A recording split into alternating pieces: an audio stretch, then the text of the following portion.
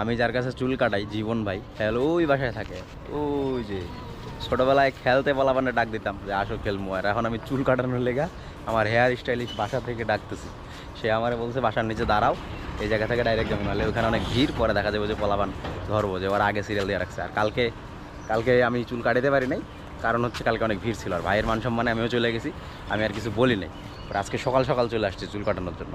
এখন বাইরে ঘুমেতে উড়াইছি, উড়াইয়া আমি কিছু ভাই চলো আমার, এখন তুমি চুল কাটাইবে, এখন আইতাছে। এই যে জীবন ভাই ঘুম থেকে উঠে আসছে, ঠিক আছে, ঘুমেতে উড়াই লয়ে যেতেছি। কালকে যে তুমি আমার ফেরত দিলা, হ্যাঁ তোমার মায়া লাগে নাই কও? মায়া লাগবে না, এইসব না। কালকে আমি আইছি যে ভিড়, আমি নিজে আক্কেল করে চলে গেছি, আর কিছু কই নাই, ঠিক আছে। কাস্টমারের মনে কাছে কি বলে আমরা একসাথে ঘুমেছিলাম সিরিয়ালে। সিরিয়াল কালকে আমি বারবার পিছনে ফেরা চাইছি, আমি কে জীবন ভাই আমার ডাকবো ডাকবো না, তুমি আমার ডাকো নাই, পরে মনটা খারাপ করে চলে গেলাম। সেলুন ফাঁকা আছে মোটামুটি।